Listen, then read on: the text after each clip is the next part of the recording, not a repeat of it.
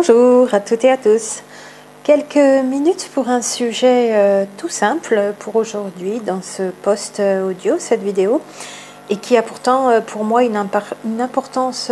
très particulière, à savoir l'écriture, et l'écriture dans toutes ses dimensions, dans toutes les dimensions au travers desquelles on peut l'utiliser, et notamment dans les 8 directions que je vais lister ici, et ô combien toutes ces dimensions de l'écriture, pour moi, peuvent grandement nous aider chaque jour à avancer sur nos chemins d'être humain tout court, même si on n'est pas sur un chemin d'éveil, simplement en allant à la rencontre de soi-même, en découvrant qui l'on est vraiment. L'écriture est vraiment une très bonne accompagnatrice pour moi pour se soulager, obtenir des réponses, aller plus rapidement dans la connaissance de soi et puis aborder d'autres phénomènes et d'autres mondes aussi. Et comme un élément vraiment qui nous apporte parfois de manière assez impromptue et inespérée, vraiment des déclics aussi, alors qu'on ne pensait pas que c'est par ce moyen que ça pourrait arriver, peut-être parce qu'on sous-estimait le pouvoir de l'écriture. Alors, 8 directions pour cette écriture. La toute première, c'est tout d'abord ce que l'on appelle en anglais le free writing, avec l'accent anglais, ou le free writing, avec la prononciation française, et tout simplement de sa traduction qui est l'écriture libre. C'est simplement le fait d'écrire sans réfléchir, sans se soucier de la ponctuation, d'avoir une écriture esthétique, de pouvoir même se relire. D'ailleurs, bien souvent, on a du mal. Sans se soucier des majuscules, de la formulation, des accords, de la grammaire, de la conjugaison. On écrit de manière complètement libre, écriture libre, comme son nom l'indique bien, pour que le mental puisse se décharger, puisse être déchargé de toutes les pensées qui le traversent et qui trottent là-dedans et qui tournent et tournent encore et nous retournent d'ailleurs pour certaines pensées fixes, qui nous prennent littéralement la tête, et en les écrivant, en écrivant tout cela, en déchargeant tout cela sur le papier, on s'en libère et on s'en soulage. Alors ces séances d'écriture libre, de free writing, c'est quelque chose que je vous conseille souvent, y compris pour les plus jeunes personnes d'ailleurs, parce que ça permet vraiment de mettre ses idées au clair, non seulement d'arrêter le mental de tourner, de se soulager au niveau fatigue, d'aller se coucher plus facilement parce que le mental du coup est soulagé, et aussi d'avoir les idées beaucoup plus claires parce que les mots s'alignent, les pensées s'alignent et sont couchées sur le papier littéralement, et ça nous permet d'y voir beaucoup plus clair dans tout ce qu'il y avait là-dedans, qui de fait, en tournant et en retournant, n'était pas complètement identifié, clarifié. Et l'écriture, vraiment, là, va apporter beaucoup de clarification. Alors, sans, bien sûr, y passer trop de temps non plus, mais en général, quand on a l'envie d'écrire, qu'on se met à ces séances d'écriture libre, ça va très très vite, on écrit, et on peut écrire des pages et même des pavés, en faire un livre. Là commence déjà un grand retour à soi-même, dans le sens déjà d'aller voir quelle est la teneur de toutes ces pensées et ô combien ça nous charge, et ça nous charge encore le mental. Deuxième direction pour l'écriture, pour moi, c'est aussi le support de l'histoire de notre vie en tant qu'autobiographie, on pourrait dire, et notamment qui l'on est dans cette vie, au sein d'une famille, l'histoire d'un lieu, ce lieu sur lequel on vit en ce moment est peut-être tout un lieu, toute une zone géographique dans laquelle on est né. C'est aussi l'histoire de notre activité professionnelle, donc peut-être qui a une grande importance pour nous dans tout ce qu'on apporte aussi à un développement dans un travail ou dans un autre, dans un domaine d'activité professionnelle ou un autre. C'est aussi l'histoire de notre pays, celui dans lequel on vit, et comment on vit notre identité par rapport à notre pays, toujours dans ce cadre autobiographique. Et puis c'est même l'histoire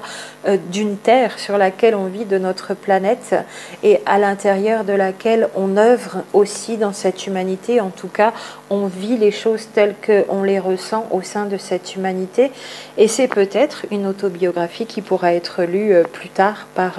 vos enfants, vos petits-enfants, et plus encore, quand nous ne serons plus de ce monde, on aura laissé quelque part, si on en a envie, bien sûr, c'est quelque chose qui ne parlera pas à tout le monde, on aura laissé un petit bout de notre histoire et de ce qui se sera passé dans notre histoire de vie, peut-être, pour que ça serve pour les générations futures de notre lignée descendante, donc dans ce cas-là. Et c'est aussi d'ailleurs sur ce deuxième pan autobiographique toute l'histoire de notre rencontre avec notre autre, le premier jour du contact, avec toutes ces particularités auxquelles on n'avait peut-être pas fait attention et qu'on va se remémorer en les écrivant. Ce fameux jour extraordinaire, unique, merveilleux, dont on se souviendra pour toujours, ce jour de la reconnaissance, toutes les nouvelles sensations qu'il y a pu y avoir depuis, tout ce qui a changé dans notre vie, tout ce que ça nous a apporté, tout ce qui s'est bien passé, tout ce qui s'est mal passé avec notre autre, toutes les questions que ça nous a amenées, toutes les réponses que l'on cherche encore, on peut les écrire aussi à ce moment-là, et ça va peut-être nous donner une direction d'endroits où aller chercher ces réponses, ou de personnes auprès de qui aller chercher ces réponses, et puis tous les ressentis qui jalonnent cette histoire, cette rencontre avec notre autre, la possibilité de reprendre un moment précis dans un bout d'histoire qui ne s'est pas super bien passé peut-être, un moment où les apparences ont eu l'air de dire telle ou telle chose, et puis à la lumière d'autres éléments, des nouveaux éléments, ou de l'écriture et de tous ces mots, toutes ces phrases qui se couchent sur le papier et qui nous donnent un nouvel angle de vue à ce qui s'était passé là, de nouvelles explications. Une nouvelle explication peut en émaner aussi pour un moment où les apparences ont pu être trompeuses. Voilà aussi qui, pour moi, je trouve, en tout cas, je le pratique comme ça, écrire mon histoire de ce qui se passe avec mon autre, avec tout ce que je ne comprends pas. Heureusement que je comprends de plus en plus depuis une bonne année maintenant, et en faisant toutes ces vidéos pour vous et avec vous, beaucoup de réponses arrivent aussi, parce que beaucoup de recherches, c'est vrai que je passe beaucoup de temps à rassembler toutes les pièces du puzzle et à mettre une autre compréhension à tout cela, qui me permet d'avoir aussi des réponses pour ma propre histoire et de voir ô combien les apparences sont trompeuses, encore et toujours, pour le répéter. Et puis une troisième direction par rapport à l'importance de l'écriture pour moi, c'est par exemple là, de manière pratique, la question du moment, une question précise, la question prise de tête, ce que l'on n'arrive pas à savoir, ce que l'on aimerait bien savoir, et puis personne pour nous donner de réponse, ou pas envie d'aller chercher la réponse auprès d'une personne, bien au contraire, on a envie de l'obtenir par nous-mêmes. Et pour moi, ça peut être le moment justement d'avoir un jeu de cartes, un oracle, quelque chose dans les arts divinatoires qui nous permettent de poser une question et d'avoir une réponse vraiment d'une manière complètement détournée, non rationnelle, diraient certaines personnes, et d'avoir soi-même la possibilité donc d'être dans une réponse complètement personnalisée, d'avoir en toute autonomie une réponse qui nous est vraiment adaptée. Parce que quoi de mieux que de se tirer soi-même les cartes ou un oracle pour avoir une réponse personnalisée. C'est une idée, ça n'empêche pas d'avoir à certains moments envie d'aller voir d'autres personnes nous tirer les cartes de manière personnalisée, donc en face à face, parce que pour moi, alors je ne fais pas de la pub pour que vous alliez voir les personnes qui tirent les cartes avec l'échange monétaire qui peut être proposé, mais un tirage général, bien sûr, de par son nom et sa nature, sa teneur, ne va pas pouvoir être personnalisé, ne va pas s'adresser à vous. Par contre, il y a une autre solution aussi, c'est de vous-même vous tirer les cartes et intuitivement, et puis il y a tous les petits livrets d'explications, et puis toute la symbolique des cartes. Attention à la programmation par les symboles et la symbolique. Regardez quand même ce qui se passe dans vos ressentis à ce moment-là, mais quoi de mieux que d'aller chercher soi-même les réponses avec un tirage personnalisé de cartes d'oracle ou d'autres supports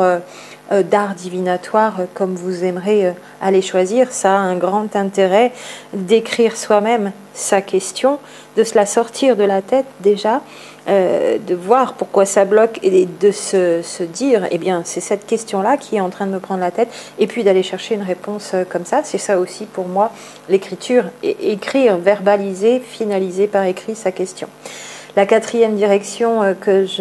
j'ai mis ici dans cette série de 8 directions, c'est que tout simplement pour comprendre ce qui se passe dans notre histoire de vie et dans notre duo, notez, comme je vous en avais parlé au moment de ces vidéos sur les synchronicités, notez ces synchronicités qui interviennent dans vos vies.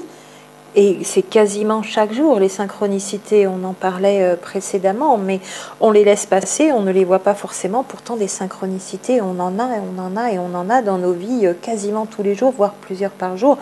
Et c'est aussi l'écriture, ne pas les laisser passer, y faire attention, y prêter attention, et les noter avec simplement un petit carnet, un crayon, comme j'en parlais auparavant. Et puis d'aller faire des recherches par la suite sur la signification de ces synchronicités, avec sûrement des signes, des symboles qui se sont présentés, et toutes les réponses que vous allez obtenir par ce cheminement de recherche personnelle qui est d'autant plus riche que c'est par votre propre intuition, pour votre propre questionnement personnel et votre propre histoire que vous allez tomber sur telle ou telle réponse qui ne sera pas un hasard, qui va être l'exacte bonne réponse au moment où vous en aurez besoin. Pour moi, ça marche toujours à 100%, à 2000%, et depuis toutes ces années où je fonctionne comme ça, vraiment au clic internet au hasard, ou à l'ouverture d'un livre, d'une page d'un livre au hasard, j'ai toujours des réponses extraordinaires. Et d'ailleurs, moins elles sont évidentes quand j'ouvre une page de livre au hasard où je me dis bof, je vois pas vraiment la réponse à ma question, et puis je persiste et je continue, et là je me dis mais oui, waouh, incroyable, j'avais pas vu, j'avais pas compris, et là je peux y passer des heures. Si je n'avais pas besoin de dormir un peu et de travailler beaucoup, j'y serais encore, je pense, sur certaines questions. Mais c'est absolument fascinant de réponses extraordinaires, de fonctionner comme ça, et de prêter vraiment attention aux synchronicités, aux signes et aux symboles. Et en plus, je trouve ça toujours aussi amusant et relaxant d'ailleurs, comme un jeu vraiment intéressant pour la connaissance de soi, mais de manière légère, très enthousiasmant que de procéder ainsi, plutôt que de se prendre la tête à laisser tourner des questions et des pensées dans le mental. Et puis dans une cinquième direction, dans la continuité, bien sûr, l'écriture pour moi c'est aussi la description dans un domaine en parallèle, mais qui est tout aussi important, la description de notre histoire médicale et notre histoire biologique, et notamment au travers de ces fameux symptômes physiques, manifestations dans le corps, que ce soit par des petites maladies du quotidien qui viennent, qui passent, qui s'en vont, qui reviennent et qui repassent, donc un peu de récurrence quand même dans certains symptômes anodins, mais comme ils reviennent, alors on finit par les prendre en compte, ou dans des maladies importantes, des pathologies lourdes, des maladies dégénératives, des maladies d'enfance, ce qui est survenu à la naissance, parce que certaines et certains d'entre vous présentez déjà des histoires très particulières pendant la gestation, donc dans le ventre de la mère, et aussi ce jour de naissance où ces quelques minutes, ces quelques heures marquent notre vie à tout jamais et sont tellement importantes. Écrire toute notre histoire biologique, là aussi, a tout son sens, parce que ça remonte à loin pour certaines et certains d'entre nous au niveau de nos décennies terrestres de vie sur cette planète, et on ne l'a plus en tête, même si on s'en souvient bien dès qu'on y retourne, dès qu'on prête attention à ce moment-là de vie, mais on l'oublie au quotidien, et on n'a pas vraiment vu quelle importance ça pouvait avoir dans nos vies, de manière négative souvent si ça s'est mal passé, bien sûr, puisqu'une naissance qui s'est bien passée, ça va déjà permettre à la vie de démarrer sur les chapeaux de roue, on peut dire. Une naissance qui s'est moins bien passée, voire mal passée, où il y a eu maladie, il y a eu intervention, où il y a eu risque de mourir, pour certaines et certains, comme j'en ai certaines d'entre vous en séance. Là, vraiment, il y a quelque chose à aller rechercher. Et en écrivant toute son histoire médicale, les interventions chirurgicales, les accidents, à quel endroit, quand, associé à quel événement de vie, peut-être familial ou une dispute avec quelqu'un, ou une entrée au CP, à l'école primaire, ou une entrée au collège. Voilà qu'il y a des synchronicités d'événements, d'ailleurs des événements qui se sont produits ensemble, qu'il va être très intéressant de rapprocher, tout en écrivant son histoire biologique, son histoire médicale, en décrivant ses symptômes, qui peuvent d'ailleurs aussi, une fois qu'ils sont écrits, permettre un décodage biologique pour des explications de ce qui se passe au niveau émotionnel et psychologique, puisque les symptômes physiques en sont la traduction, et encore de manière très pratique si vous êtes en suivi avec un thérapeute, quelle que soit la médecine ou les médecines complémentaires que vous avez choisies à ce moment-là, qui vont permettre de ces informations sur votre histoire médicale de faire une meilleure prise en charge, de vous proposer une meilleure prise en charge à un niveau thérapeutique en médecine classique ou en médecine holistique et systémique, ou les deux qui fonctionneront en même temps en se complétant. Voilà d'un grand intérêt aussi, un grand intérêt qu'il y a à écrire son histoire médicale, son histoire biologique. Et puis sixième direction, pour moi un aspect très important encore de nos vies et de nos histoires à inscrire sur le papier, c'est notre histoire familiale. On y revient. Histoire familiale avec tous les membres de notre famille. Vous savez, on fait des ronds pour les femmes, des carrés pour les hommes. On se met au milieu et puis on inscrit père, mère, frère, sœur, les parents de nos parents, etc. Et puis tous les autres membres de cette famille, proches et moins proches, y compris celles de tous nos conjoints, compagnons de vie importants. Et quand il y en a eu 1, 2, 3, et notamment des pères ou mères de nos enfants, donc plusieurs pères différents ou plusieurs mères différentes pour nos enfants, et leurs parents, et les frères et sœurs des personnes que nous avons connues et côtoyées, ou pas d'ailleurs, avec leur histoire médicale aussi qui peut s'y ajouter, qui peut nous permettre de comprendre des choses pour des maladies de nos enfants. Dans le décodage biologique à un niveau psychogénéalogique, cette fois on va remonter sur des empreintes familiales, mais des deux côtés et dans toutes les générations, au travers de toutes les lignées et de tout ce qui a pu influencer notre histoire, aussi bien au niveau psychologique, émotionnel que biologique, dans la matière, dans le physique. C'est là qu'on voit d'ailleurs s'il y a récurrence de maladies neurologiques ou récurrence de maladies du cœur ou récurrence de dépression, ou dans certaines familles, on voit qu'il y a vraiment plusieurs fois des suicides, et parfois de la même façon. Et puis on pourra rapprocher ça d'une naissance d'un de nos enfants qui a été très particulière et qui peut nous faire repenser à la façon dont cet ancêtre est disparu, que ce soit par suicide ou par maladie, et d'autant mieux prévenir certaines choses pour notre ou nos enfants par rapport à tout ça. C'est cela aussi pour moi, écrire son histoire. Alors, j'ai titré « Écrivez votre plus belle histoire », mais c'est tous les aspects de notre histoire, les plus réjouissants comme les moins réjouissants, puisque les deux, bien sûr, sont à interpréter pour nous apporter des réponses et pour nous aider et pour aider toutes les personnes qui font partie de cette histoire familiale, de cette famille, et donc à commencer par nos enfants,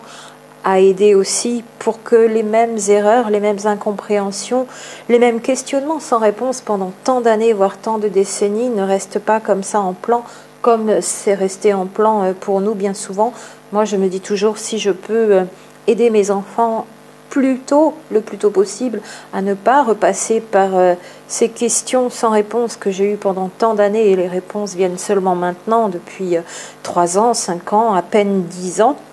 sur déjà presque un demi-siècle de vie. Si à 18, 20, 25 ans, comme mes enfants ont ces périodes de vie, sont dans cet âge en ce moment, si je peux les aider maintenant, c'est d'autant plus de temps gagné pour eux, si tant est que c'est leur demande aussi, bien sûr, sans obligation. Et puis cette 7e direction, pour moi, c'est encore de mettre sur le papier non seulement nos rêves, par exemple aussi, j'aurais pu vous en parler précédemment par rapport à tout ce qui est symbolique, signe, synchronicité et tous ces symboles que l'on a aussi dans nos rêves, c'est d'avoir aussi ce petit carnet au pied du lit le matin avec un crayon pour noter les rêves, surtout les rêves récurrents, des rêves d'enfance comme beaucoup en racontent, qui sont revenus pendant tant d'années et puis qui ont fini par partir, et ça correspondait à quelle période de vie. Et bien souvent ces rêves d'enfants n'ont pas été interprétés quant à leur symbolique, et là on pourra retrouver des choses très intéressantes, surtout si ce sont des rêves d'avant 7 ans d'ailleurs, parce que ça nous ramène à ce qui se passait avant notre incarnation. Et c'est pour ça que dans cette 7e direction, ici je dirais que d'écrire ce que l'on peut avoir comme visualisation en réminiscence d'autres vies ou visite d'autres mondes d'ailleurs, peut se recouper avec des rêves que l'on avait par exemple dans l'enfance avant 7 ans et qui nous ramèneraient aussi à l'avant naissance sur Terre et donc à l'avant incarnation sur Terre. Voilà que tout cela écrit. Et on peut écrire à un moment sans s'attacher à en faire l'analyse tout de suite, et puis on reprend plus tard quand on est vraiment disposé et qu'on a le temps. Et voilà que des choses incroyables et qui vont beaucoup éclaircir la compréhension de certaines choses vont pouvoir se faire encore là une fois. Et puis une dernière et 8e direction pour moi ici, ce sera donc non seulement d'interpréter ces rêves, mais de voir ô combien ils peuvent être en corrélation non seulement avec ces autres vies, mais avec les événements fâcheux de la vie que vous avez eue ces dernières décennies ou ces dernières années, et comme quoi ils étaient vraiment prémonitoires. Peut-être aussi d'ailleurs, pour en terminer ici sur l'annonce, dans cette 8e direction d'intérêt qu'il y a à écrire son histoire, l'annonce de notre rencontre avec notre autre qui s'annonçait déjà au travers de ses rêves d'enfant, au travers de visualisations d'autres vies, peut-être aussi enfant ou un peu plus tard, au travers d'événements de vie lorsqu'on a tenu un journal intime quand on était ado, pré-ado, et qu'on retrouve certaines pages de notre journal intime où on racontait certaines choses comme ça, juste pour parler